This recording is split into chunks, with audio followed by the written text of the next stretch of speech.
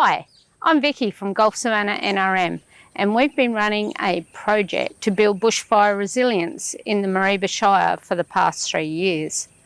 The project formed cluster groups of properties from high-risk areas. These clusters received expert training in fire management planning, remote first aid and pasture management, and more. Let's take a look at what we've learned over the last 3 years and why it's so important that neighbours work together for bushfire planning and mitigation. In these more remote country towns, it's very important in the rural areas because some of the areas are quite large. It's difficult terrain. Everyone's got to do their bit, help out their neighbour, whether it's keeping an eye, whether it's helping back burn, or anything to do with rural life. I think it's just a given that everyone's helping each other. This is a guide for you to mark it up. They're the pens. You might want to mark up on there where you think you need to put a fire break in. You might want to put in where there's water access points or gates. Yeah, okay, there's, you can fill there and you can fill up there. Yeah. So with these pens, you might want to put that on there. So Yes. an outside brigade meant, like if someone comes from, say, Wolfram Brigade and doesn't know your property, you can show them on the map. Yes. Okay. Yep. Okay. Outcome's important because that way we can all work together to secure the protection of each other's property, right? and especially now with horticulture, the trees and that. So if we can work together and burn off beforehand to alleviate any dangers that come on later, that becomes very important, and especially for us along Eureka Creek. We have a good relationships between our neighbours, and we do burn-offs every year to reduce the fire hazard that comes about. And we spent a day just going, and any tree within falling distance of the road that looked like it was going to cause us any concern, we went through first with our fire rakes and cleaned them all and everything like that. We did that back burn of a night time, and it was pretty much touch and go, but we didn't have a single tree fall on the road as a result of it. But it was just then spending that preparation first of cleaning around all the dead trees, and as a result we end up, okay, they were all close to the side of the road, but we saved a number of habitat trees from being burnt down in what was a really hot late season fire.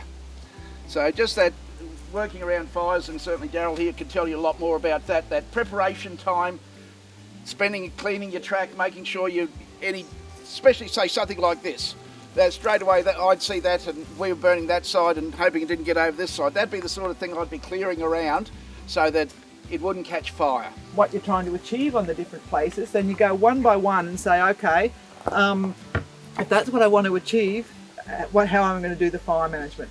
Am I going to completely exclude it? And if so, how? Or are you going to use fire to your advantage, like in a weed control program? Or are you going to, sometimes you might be using it to your advantage in a short-term sense. So you might say, well, look, I'm going to do it this way till I clean up the rubber vine, and once I've got that done, then I'm going to take this approach. Regular monitoring and understanding of your country and having that connection, whoever you are, to that country.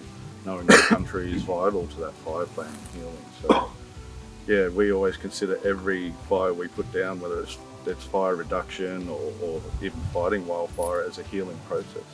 It's something that the country needs naturally to happen, and we're just part of that story now.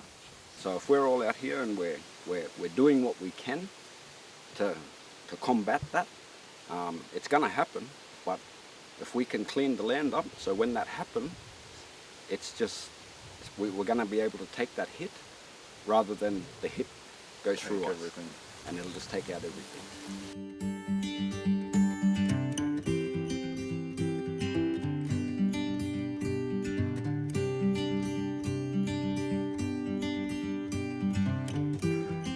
I think for the first part is you need people that's closer to you than, like, for the first responders coming out. I don't think I have all the resources to fight something if something runs away. Whereas if there's a few other guys coming and helping me, I can sort the problem out quickly and maybe have less damage. So, and that's me helping them also. So I think it goes both ways. In the recent fires, how did you feel the situations went with neighbours sharing? Well, obviously the guys that's been here for a long time knows exactly what to do better than I would. So I just follow their lead and learn from that. I think the knowledge that's been here, especially from the third generation farmers here, they know exactly when to backburn, when to not, when to do something, make a quick decision. So that's where I lack in knowing something, is when to do something I shouldn't or should. We also implemented Neighbours Days and fire forums across our region. This helped people learn about property mitigation and fire planning, which is really crucial to protecting your property and your assets in times of bushfire. We know that bushfires impact our properties and our communities. So be prepared, reduce the risks, and where you can, practice good fire management planning. If you need advice, get in touch with Gulf Savannah NRM.